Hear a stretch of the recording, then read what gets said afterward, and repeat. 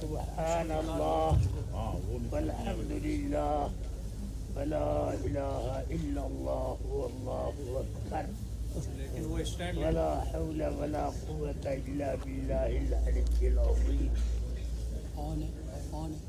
ولا حول ولا قوة الا باللہ العلی العظیم.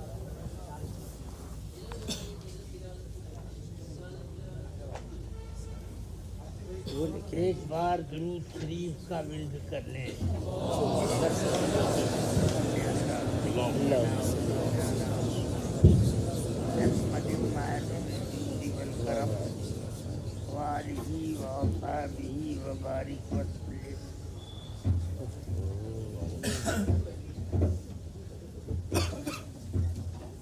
اتنے اس میں ہے وہ قید میں ہے معلوم ہوتا کہ اتنے قید میں تو چھوڑ دیتے ہیں اس کو پکڑے رہو.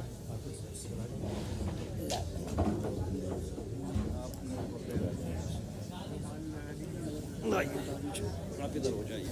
ارے آپ کتنی دیر تک پکڑیں گے؟ آپ پکڑیں گے.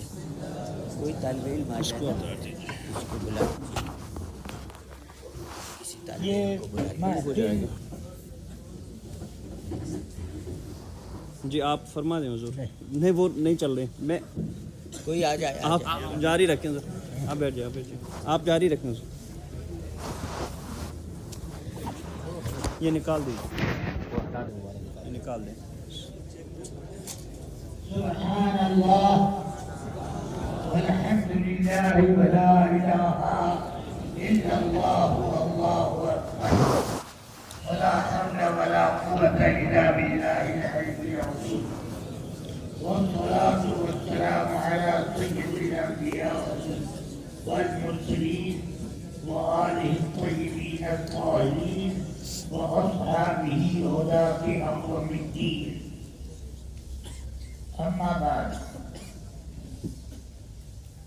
آج ختم بخاری کی بزم میں شرکت کے لیے اس بے مایا کم علم بوڑھے کو مدعو کیا گیا ہے. بڑھاپا ہزار بیماریوں کے ساتھ علم کی تقریر کا ایک مضبوط سہارا بن جاتا ہے، اور وہی حال کچھ میرا بھی ہو رہا ہے. اب مجھے حکم دیا گیا اپنے احباب و اصحاب کی پشت پناہی میں مجھے امید ہے کہ میں کچھ عرض کر سکوں گا.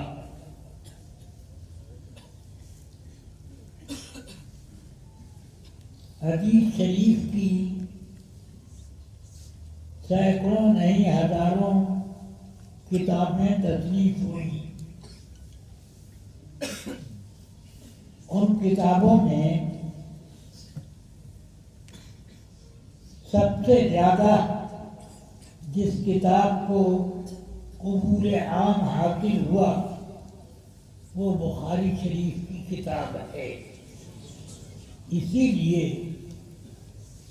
بخاری شریف کی ابتدا ہو کہ اختتام، دونوں موقع پر خوشیوں کا مظاہرہ ہوتا ہے اور خاص طور سے اس کے لیے اہتمام کیا جاتا ہے. آج ختم بخاری کا اہتمام ہوا ہے. امام بخاری نے اپنی کتاب کو میدان عمل کے بیان پر ختم کیا. اس بات کی طرف متوجہ کرنے کے لیے کہ آپ حضرات حدیث کی کتاب بخاری شریف بھی پڑھ چکے اور اخیر میں جب پہنچے تو آپ اپنے میزان عمل کا جائزہ لیں اور اس پڑھنے میں کتنا قرب الہی حاصل ہوا یہ سب اپنے اپنے طور پر لوگ اندازہ کر کے اپنے دل میں اس کو جگہ دیں بس۔ اب یہاں پر امام بخاری نے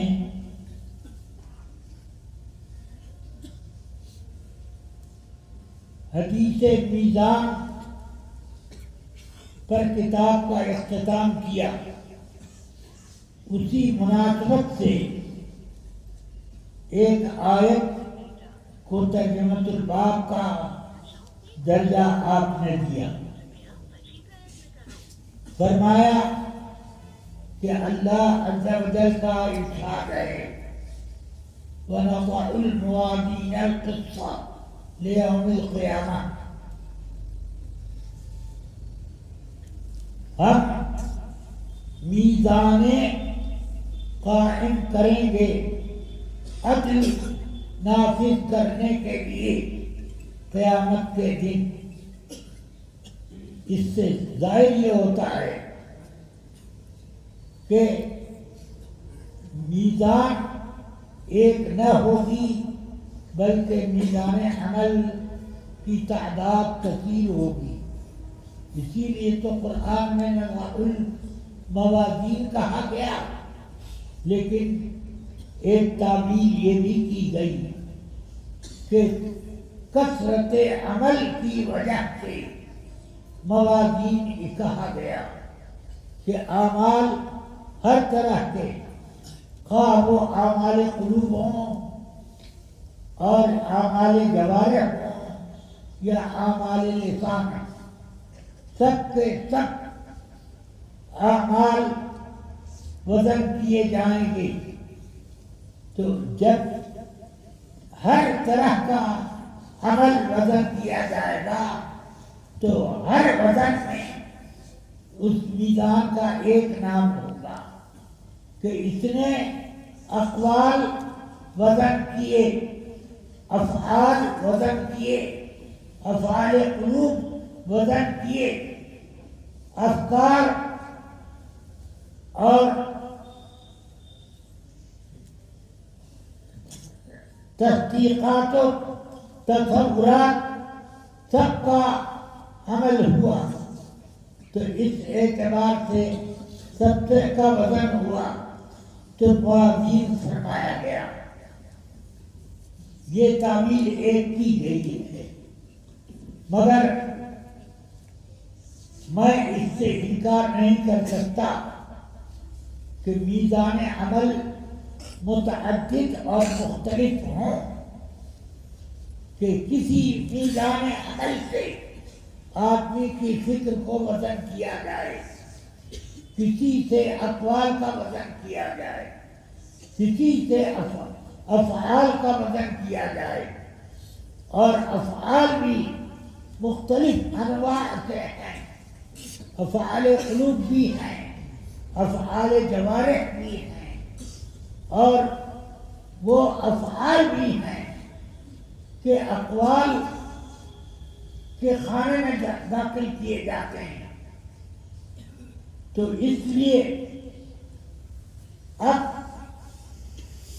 وہ جو سب کا وزن ہونا ہے تو اس کثرت اوزان کے اعتبار سے اس کو میزان کو تعدد میزان کے درجے میں رکھا گیا، یا یہ کہ ہر ایک طرح کے عمل کے لیے ایک الگ میزان ہوگا، اقوال الگ میزان پر وزن ہوں گے، اور افعال قلوب الگ میزان پر،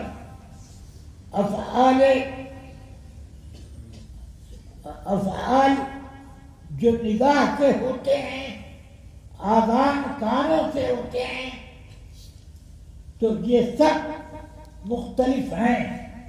ان کے لیے الگ الگ میزان رکھی جائے، یہ بھی امکان ہے. اور یہ بھی امکان ہے کہ ایک ہی میزان ہر طرح کا وزن لے لیتی ہو. ایسا نہیں ہے کہ گرمی کا وزن لینے کے لیے تھرمامیٹر اور کسی چیز کا وزن لینے کے لیے بٹخرے والی ترازو،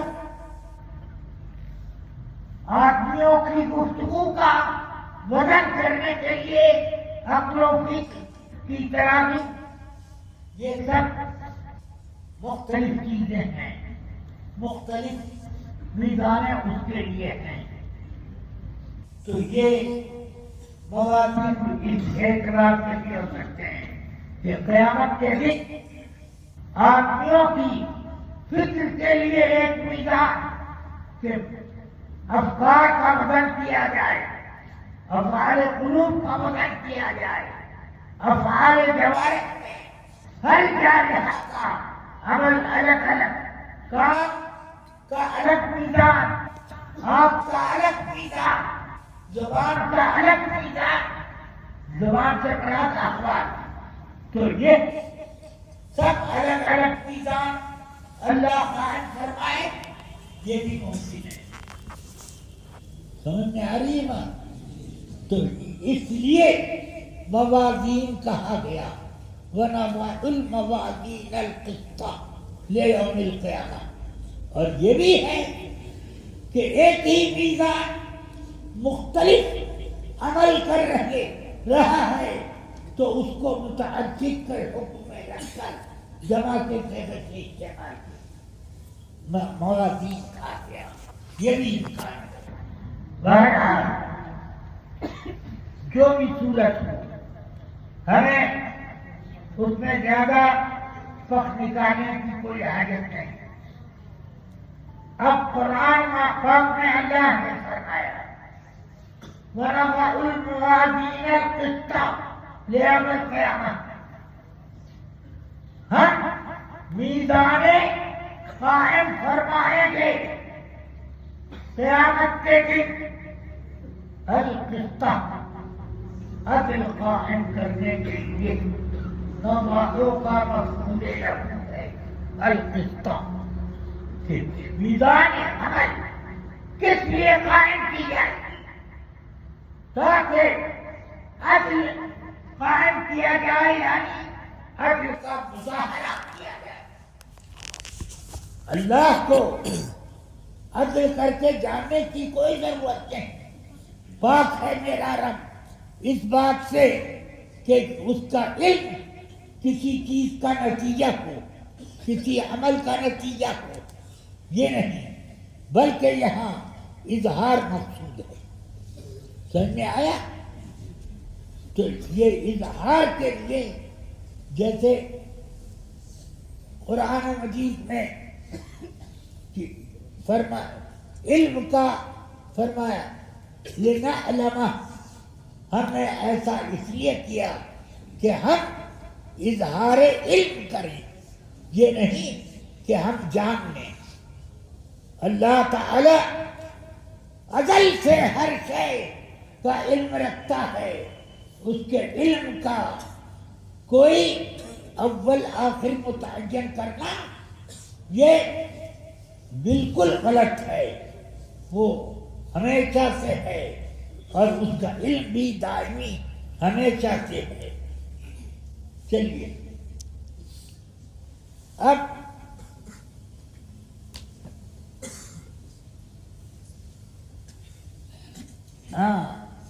تو نضع الموازین القسط، القسط مفعول لہو ہے.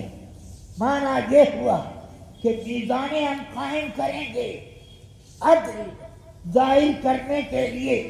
کب؟ لیوم القیامہ. یہ لام وقت کے لیے ہے. تو اس لیے قیامت کے دن یہ ہم کام کریں گے. اور اس بات کا بھی بیان یہ دوسرا جز ہے ترجمۃ الباب کا.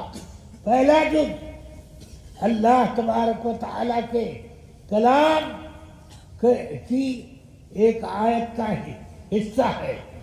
چلیے، اور یہ دوسرا ترجمۃ الباب ہے اعمال بنی آدم وقولہم یوزن یا توزن، دونوں طرح سے نسخہ ہے.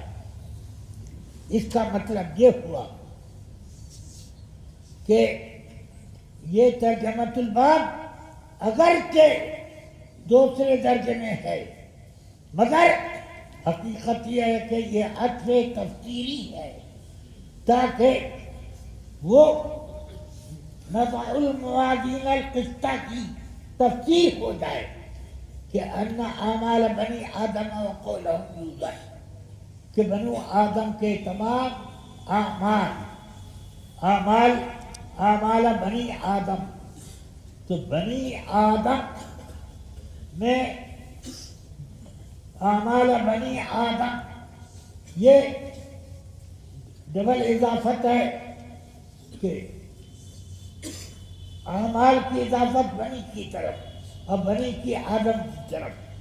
تو یہ مطلب ہوا کہ تمام بنو آدم کے جملہ اعمال کا وزن ہوگا. اب وزن کیسے ہوگا عمل کا؟ یہ ایک سوال پیدا ہوتا ہے، کیونکہ وزن کرنے کے لیے ایک خاص قسم کی ترازو ہی ہوتی ہے وزن کرنے کے لیے، مگر اقوال اس ترازو میں وزن نہیں ہو سکتے. آپ پورا قرآن مجید تلاوت کر کے جائیں بنیے کی دکان پہ اور کہیں کہ کتنا میں نے جو ایک ختم قرآن پڑھا اس کا کتنا وزن ہوا، تو یہ کوئی ترازو نہیں. ہاں، اللہ تبارک و تعالیٰ نے الگ الگ میزانیں قائم رکھی ہیں جس پر وزن ہوگا، اور اسی لیے قیامت کے دن جس میزان پر وزن کیا جائے گا اس کو جمع سے استعمال کیا گیا. نضع الموازین کہ اقوال کے وزن کی ترازو الگ اور فکروں کی الگ، بدن کی حرارت اور اس کی یبوست، رطوبت، اس کی برودت وغیرہ ہر چیز کا وزن اسی طرح ہوگا جس طرح سے کہ ہم اپنے زمانے میں رکھتے ہیں. جب حرارت اور برودت کا آپ کو جب وزن لینا موازنہ کرنا ہوتا ہے، تھرمامیٹر لاتے ہیں، ایک الگ ترازو اس کی ہوئی وزن کرنے کی. اسی طرح کتنی یبوست ہے اور کتنی رطوبت ہے اس کے لیے بھی پیمانہ بنایا گیا سائنس میں، اور اسی طرح اور بھی چیزیں ہیں، تو وہ سب ہے الگ الگ. تو یہ کہنا ہے کہ میزانیں قائم کی جائیں گی، تو یہ اعتبار سے کہ جیسا عمل ویسی میزان اس کے لیے ہوگی. اور یہ بھی ممکن ہے کہ ہر عمل کے الگ میزان ہو. جیسے آدمی بولتا ہے تو اقوال کے لیے ایک الگ میزان، اسی طرح وہ سانس لیتا ہے اور سنتا ہے اور بھی چلنا پھرنا، حرکت کرنا، سکون کو اپنے اوپر نافذ کرنا، یہ سب الگ الگ افعال ہیں. انا للہ و انا الیہ راجعون. تو اس کے لیے ہو سکتا ہے کہ مختلف ترازویں رکھی گئی ہوں، رکھی جائیں قیامت کے دن. اب چلیے، وَنَضَعُ الْمَوَازِينَ الْقِسْطَ.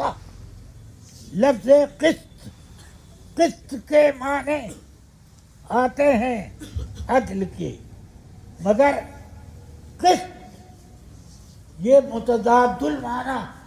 عربی میں کچھ لفظ ایسے ہیں کہ جو متضاد المعنی، جیسے بلاء. سمجھ میں آیا؟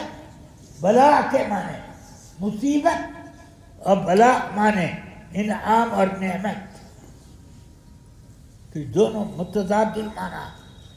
بلاء کا لفظ متضاد المعنی.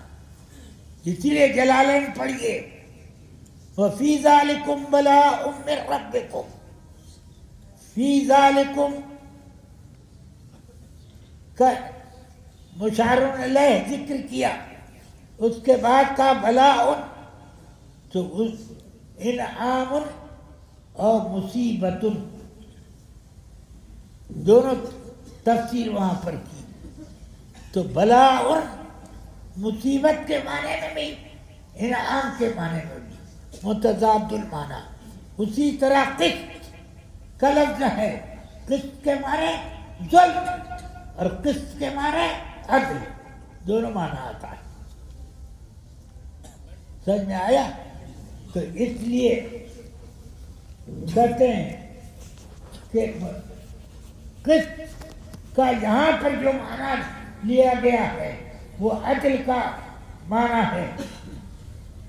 اور پھر امام بخاری کہتے ہیں کہ بنو آدم کے اعمال اور قولہم، یہ قول واحد رکھا، مگر مراد اس سے اقوال، کیونکہ مصدر سے ایک جمع کا معنی لینا ہو تو اس کو جمع کرنا کوئی ضروری نہیں.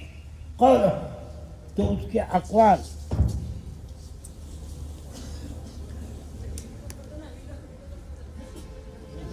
تو بنو آدم کے اعمال اور اقوال سب وزن کیے جائیں گے. اب لفظ قسط کی تھوڑی سی تشریح امام بخاری کہتے ہیں. پہلے فرمایا کہ قسط سے قسطاس بنا. قسطاس کے معنی قرآن مجید میں استعمال ہوا، دینوں بالقسطاس المستقیم. تو یہاں قسطاس کے معنی ترازو لیا، اور یہاں حضرت مجاہد فرما رہے ہیں کہ قسطاس عربی لفظ نہیں ہے بلکہ رومی سے عرب میں آیا. تو اس رومی زبان میں اس کا معنی عدل ہے. سمجھ آیا؟ عدل، برابر، صحیح ہونا. تو یہ رومی زبان میں عدل کے بارے میں. اور وہ جو قول، اور ایک قول یہ بھی ہے کہ قسط مقسط کا مصدر ہے. مقسط کا مصدر جب ہوگا تو وہ عدل کے معنی میں ہوگا. کیوں کہ مصدر کا مطلب یہاں پر اشتقاق والا مصدر نہیں، بلکہ یہاں پر یہ بتانا ہے کہ ماخذ مقسط کا ماخذ ہے قسط، ورنہ مقسط کا مصدر جو فعل اور مصدر وغیرہ بولے جاتے ہیں. وہ مصدر اگر مراد ہے تو کس یہ مقصد کا مصدر اقساط ہوا. سمجھ میں آیا؟ وہ معنی نہیں دیا گیا، بلکہ یہاں پر ماخذ کے معنی میں ہے کہ مقصد کا ماخذ ہے. تو کیا مطلب ہوا کہ اس آیت میں قسط دو متضاد معنوں میں اس معنی میں ہے جو عدل کے معنی میں ہوتا ہے. سمجھ میں آیا؟ عدل کے معنی میں وہ لیا گیا. تو اس لیے کہتے ہیں کہ القسط مصدر المقسط وهو العادل. قسط مقسط کا ماخذ ہے. کون سا قسط؟ وہ جو کہ نضع الموازین القسط میں قسط آیا. اس جگہ اس آیت میں قسط کا معنی عدل ہے. سمجھ میں آیا؟ اور یہ مقسط کا اس میں یہ مقسط کا ماخذ ہے. تو ماخذ کا معنی یہ نہیں کہ اشتقاق والا، بلکہ ماخذ کا معنی اسی سے یہ بنا ہے، چاہے ایک درجے میں یا چند درجوں میں. مقسط یہ عادل کے معنی میں. اور قسط کو اگر اس میں فاعل مجرد میں بنائیں تو قاسط ہوگا.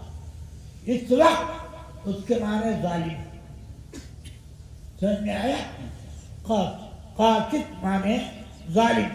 قرآن مجید میں فرمایا وَأَمَّا الْقَاسِطُونَ فَكَانُوا لِجَهَنَّمَ حَطَبًا. قاسطین جہنم کا ایندھن بنیں گے. تو یہ قاسط عادل کے معنی میں نہیں ہے بلکہ ظالم کے بارے میں. اور اگر عادل کے معنی میں قسط سے اشتقاق کرنا ہو تو باب افعال میں لے جانا ہوگا مقسط. سمجھ میں آیا؟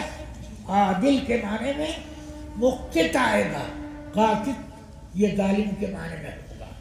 تو اس کا مطلب یہ ہوا قسط متضاد المعنی تو ہے، مگر جب اس کا فاعل بنایا جائے گا تو عادل کے معنی میں باب افعال سے اس میں فاعل بنے گا.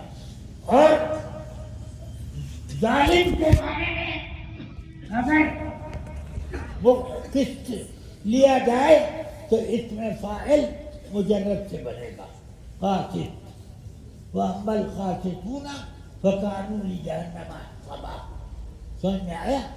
ہاں. تو یہ قسط کے معنی میں، مگر باب افعال میں اقساط جو آتا ہے وہ دونوں معنی میں نہیں ہوتا بلکہ وہ صرف عدل کے معنی میں ہوتا ہے. وَإِنْ خِفْتُمْ أَلَّا تُقْسِطُوا فِي الْيَتَامَى. تو یہ اس طرح سے ہوگا. چلیے، امام بخاری کہتے ہیں کہ مصدر قسط جو آیت میں آیا وَنَضَعُ الْمَوَازِينَ الْقِسْطَ، یہ قسط مقسط کا مصدر ہے جو عادل کے معنی میں ہے. لیکن اگر قاسط لیا جائے قسط سے اس میں فاعل تو وہ ظالم کے معنی میں ہوگا. سمجھ میں آیا؟ اب ذرا اس کو دو لفظوں میں سمجھیے کہ باب افعال سے اس میں فاعل ہوگا تب تو وہ عادل کے معنی میں ہوگا، اور ثلاثی مجرد سے اس میں فاعل ہوگا تو ظالم کے معنی میں ہوگا. بات سمجھ میں آئی؟ یہ خلاصہ کلام ہوا. اب امام بخاری اپنی حدیث تخریج کرتے ہیں میزان عمل سے متعلق کہ یہ قرآن مجید کی جو آیت آپ نے ترجمۃ الباب میں ذکر کی تو موازین کا لفظ آیا جو میزان کی جمع ہے، تو میزان عمل کا بیان اس حدیث میں ہوگا۔ چلیے، امام بخاری کہتے ہیں حدثنا احمد بن اشکابہ قال حدثنا محمد بن الفضيل عن عمارة بن القعقاع عن ابی زرعة عن ابی ہریرہ رضی اللہ تعالی عنہ۔ لیجیے، احمد ابن اشکاب، اشکاب اور اشکاب دونوں طرح سے یہ لغت آئی ہے، یعنی نام ہے یہ علم۔ اشکاب بھی ان کو کہتے تھے، اشکاب بھی کہتے ہیں۔ چلیے، جیسے الطاف اور الطاف دونوں کا دیتے ہیں لوگ۔ چلو، احمد ابن اشکاب نے حدیث سنائی ہم کو۔ انہوں نے کہا، یعنی احمد ابن اشکاب نے، کہ ہم کو محمد ابن فضیل نے حدیث سنائی، روایت لے کر عمارہ ابن قعقاع سے، اور عمارہ ابن قعقاع نے یہ روایت ابو زرعہ سے لی۔ ابو زرعہ نے حضرت ابو ہریرہ سے یہ روایت حاصل کی۔ سیدنا ابو ہریرہ کو یہ روایت کہاں سے ملی؟ فرماتے ہیں کہ میں نے رسول پاک صلی اللہ علیہ وسلم سے سنا، قال رسول اللہ صلی اللہ علیہ وسلم۔ دیکھیے، ملائیے بات، عن ابی زرعۃ عن ابی ہریرہ رضی اللہ تعالی عنہ قال، حضرت ابو ہریرہ نے ارشاد فرمایا کہ ارشاد ہے نبی پاک صلی اللہ علیہ وسلم کا، کلمتان حبیبتان الی الرحمن الی آخر الحدیث۔ کلمتان، دو جملے ایسے ہیں، لغت کے اعتبار سے یہ ترجمہ ہوگا، نحو اور صرف کے اعتبار سے نہیں۔ نحو اور صرف کی ایجاد حضرت علی رضی اللہ عنہ کے اخیر دور خلافت میں ہوئی۔ سمجھ میں آیا؟ کلمہ اور کلام کی اصطلاح اخیر دور میں بنی، اسی لیے کلمہ طیبہ کہا جاتا ہے۔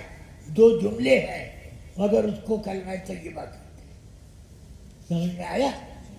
تو کلمتان، دو جملے، یہ معنی ہوگا، کیونکہ کلمہ اور کلام دونوں کا لغت عرب میں معنی ایک ہے۔ سمجھ میں آئے گا؟ گفتگو کے معنی میں کلمہ بھی آتا ہے اور کلام بھی آتا ہے، جو انشاء یا خبر پر مشتمل ہوتا ہے۔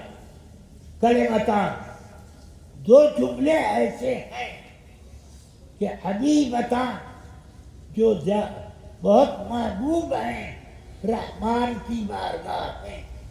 رحمان کہا اور حبیبتان الی اللہ نے کہا، اس لیے کہ ایک فائدہ تو قافیہ بندی کا ہوا، جس کو سجا کہتے ہیں۔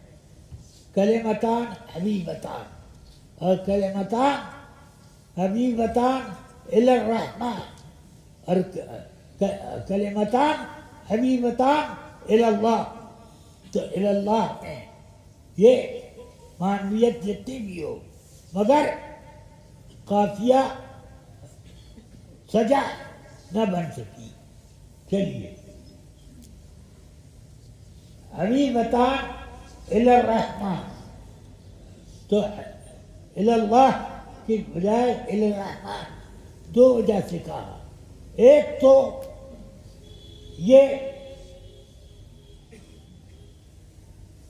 قافیہ ہو جائے، دوسرا فائدہ جو معنوی ہے وہ یہ ہے کہ ان دونوں الفاظ کو یا دونوں جملوں کو جو آدمی ادا کر رہا ہے تو اس کے ادا کرنے کی وجہ سے یہ محبوب نہیں ہوئے، بلکہ اللہ کی رحمت سے وہ محبوب ہوئے۔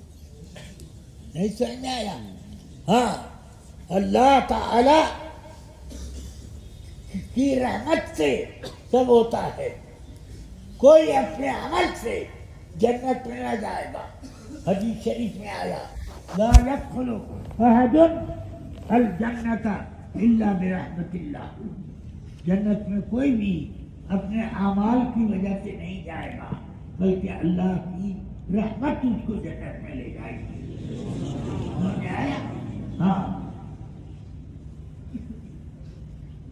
حبیبتان الی الرحمن، تو ان کا ہم دو جملے بولے اور اللہ کو محبوب ہو تو ہمارے پڑھنے کی وجہ سے نہیں، بلکہ اللہ کی رحمت کی وجہ سے، اسی لیے رحمان آ گیا۔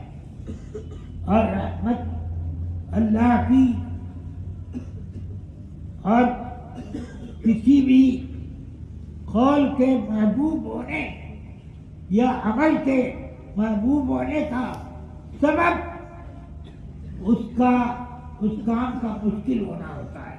اسی لیے کہتے ہیں احب الاعمال الی اللہ احمدھا، اللہ کی یہاں کے یہاں سب سے زیادہ محبوب وہ عمل ہے جو سب سے زیادہ مشکل ہو، احمدھا، مشکل ہو، مشکل ترین۔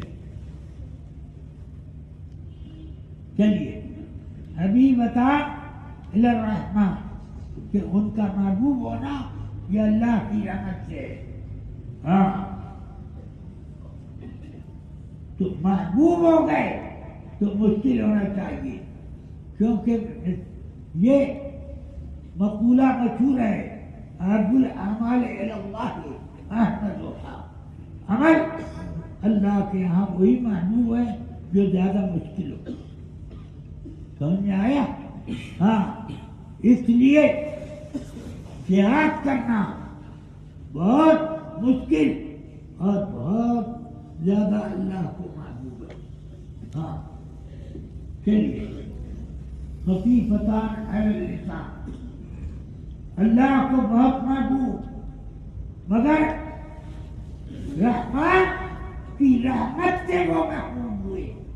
تو جب رحمت کا معنی رکھ رہا ہے تو ان کو آسان بھی کر دیا گیا، ورنہ جس چیز پر رحمت زیادہ ملے اور وہ محبوب تر ہو تو اس کا مشکل ہونا ضروری ہے، کیونکہ اسی طرح کہا جاتا ہے کہ احب الاعمال احمدھا، اعمال میں جو مشکل ہے وہ محبوب تر ہے اللہ کے نزدیک۔ خفیفتان علی اللسان، وہ دونوں جملے زبان پر بڑے آسان اور رکھے تھے، ورنہ محبوب ہونے کے لیے مشکل ہونا چاہیے تھا، اور اللہ کی رحمت تقسیم ہو رہی ہے، اس لیے خفیفتان علی اللسان، زبان پر بہت ہلکے، مگر جس میزان عمل سے جزا کا اندازہ رکھتا ہے اس میزان عمل میں اس کا بڑا وزن ہے، ثقیلتان فی المیزان، بہت باوزن میزان میں۔ وہ دونوں الفاظ کیا ہیں؟ وہ اللہ کی تسبیح اور حمد و تعظیم کے دو الفاظ، لیکن پہلا لفظ سبحان اللہ و بحمدہ، دوسرا لفظ سبحان اللہ العظیم۔ اور یہ بھی ہو سکتا ہے کہ سبحان اللہ یہ ایک جملہ، وہ بحمدہ سبحان اللہ العظیم یہ دوسرا جملہ، مگر پہلی جو بات میں نے کہی میں خود اس کو زیادہ پسند کرتا ہوں۔ ہاں، اللہ کی پاکی اس کے کمالات کے بیان کے ساتھ تسبیح سے اللہ کا بے عیب ہونا بیان کیا جاتا ہے، اور حمد سے تمام کمالات کا سے متصف ہونا، تمام کمالات سے اللہ کا متصف ہونا، یہ بیان کیا جاتا ہے۔ تو سبحان اللہ، اللہ ہر عیب سے پاک ہے، بے حد اور پاک ہونے کے ساتھ تمام کمالات سے متصف ہے، وہ جامع کمالات۔ سبحان اللہ العظیم، سبحان اللہ العظیم، اس میں سبحان اللہ میں اللہ کی عظمت بھی بیان کی گئی، تو اس لیے دوسرا جملہ ہوا، اور یہ اللہ کو بہت محبوب ہے۔ اسی لیے حدیث شریف میں آیا کہ ایک صحابی نے عرض کی کہ میں رزق کی تنگی کا شکار ہوں اور کھانے پینے کے لیے پریشانی ہو گئی، دعا فرما دے۔ تو حضور نے فرمایا صلی اللہ علیہ وسلم، فرمایا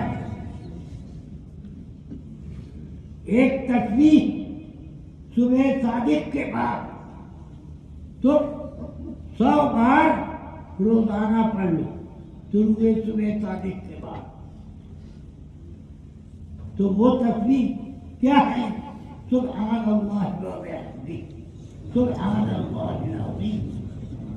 اس کے بعد اس میں ایک لفظ اور زائد ہے، وہ بیان بھی ہے استغفر اللہ۔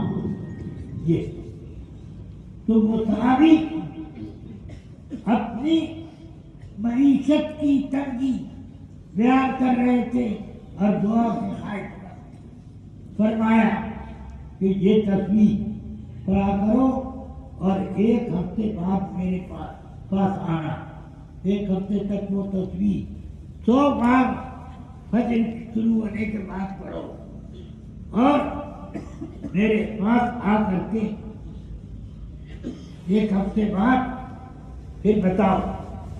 ایک ہفتے بعد وہ آئے، عرض کرتے ہیں یا رسول اللہ، میں وہ تسبیح روزانہ 100 بار پڑھتا ہوں، اور اس جب سے پڑھنا شروع کیا اب ایک ہفتے میں اتنا مال ہو گیا میرے پاس کہ گھر میں رکھنے کی جگہ نہیں بچی۔ ہمارے بزرگوں نے بتایا کہ اس تسبیح سے آخر رزق کیوں بڑھتا ہے، تو انہوں نے نکتہ نکالا، فرماتے ہیں صبح کے وقت، صبح صادق کے بعد رزق بانٹنے والے فرشتے رزق تقسیم کرتے جاتے ہیں۔ جو شخص ان کو اس طرح ملتا ہے کہ وہی تسبیح پڑھ رہے ہیں جو رزق تقسیم کرنے والے فرشتے وہ تسبیح پڑھتے ہوئے رزق بانٹ رہے ہیں، اور وہی تسبیح پڑھنے والا کوئی انسان ان کو مل جاتا ہے تو اس کو کہتے ہیں ارے یہ تو ہماری ہی تسبیح پڑھ رہا ہے، اس لیے اس کو زیادہ دیتے ہیں۔ اسی کو رسول پاک نے فرمایا اپنے اس صحابی سے جنہوں نے تنگی رزق کی شکایت کی تھی، فرمایا یہ تسبیح تم روزانہ 100 مرتبہ پڑھو اور ایک ہفتے بعد آنا۔ تو ایک ہفتے بعد آ کر انہوں نے بتایا کہ میرے پاس رزق اتنا ہو گیا کہ مجھے رکھنے کی جگہ نہیں، اتنی اس میں برکت ہے۔ لہذا حدیث کا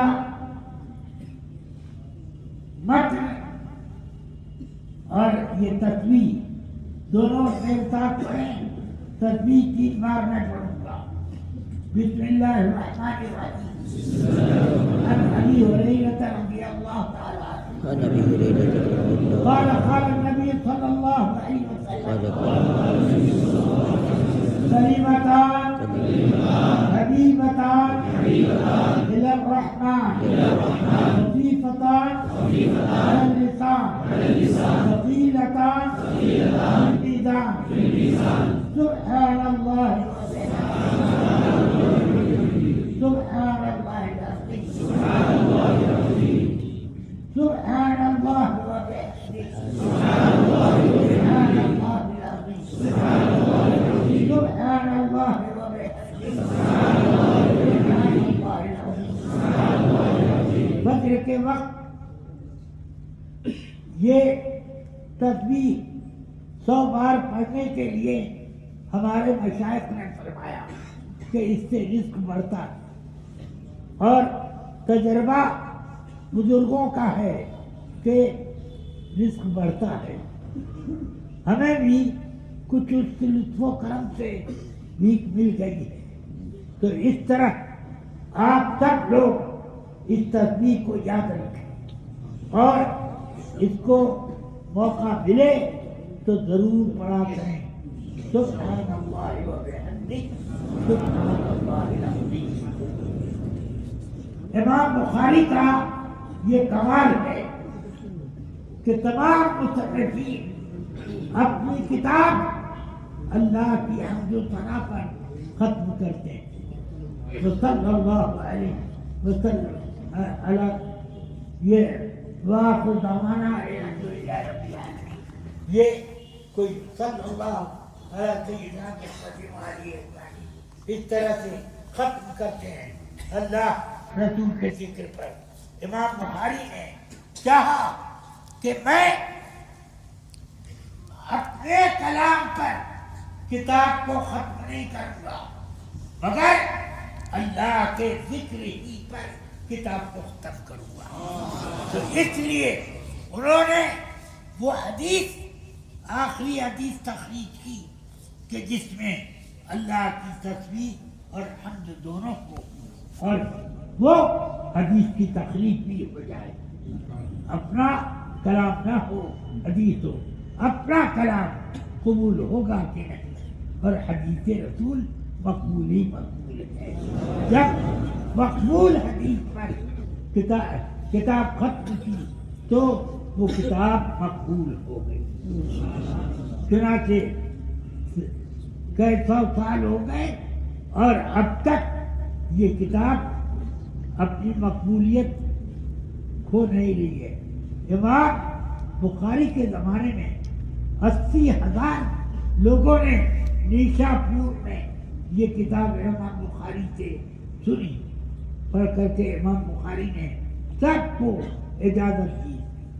80,000 آپ کو ذرا سوچیے، اس کے علاوہ کتنے لوگوں نے اور امام بخاری سے سنا، وہ اللہ جانے۔ مگر بہرحال اس کتاب کی مقبولیت روز افزوں ہے، کبھی کم نہیں ہوئی۔ اللہ تبارک و تعالی اس کتاب کی خوبیوں سے ہم سب کو مالا مال کرے اور اس کی برکتیں ہم سب کے گھروں میں نازل فرمائے۔ اب آپ لوگ میرے ساتھ یہ حدیث پڑھتے جائیں۔ عن ابی ہریرہ رضی اللہ تعالی عنہ قال قال النبي صلى الله عليه وسلم كلمتان حبيبتان إلى الرحمن خفيفتان على اللسان ثقيلتان في الميزان سبحان الله سبحان الله العظيم سبحان الله وبحمده سبحان الله العظيم سبحان الله وبحمده سبحان الله العظيم۔ ختم بخاری کے وقت دعائیں مقبول ہوتی ہیں، بزرگوں کا ارشاد ہے، اس لیے حضرت دعا کریں گے.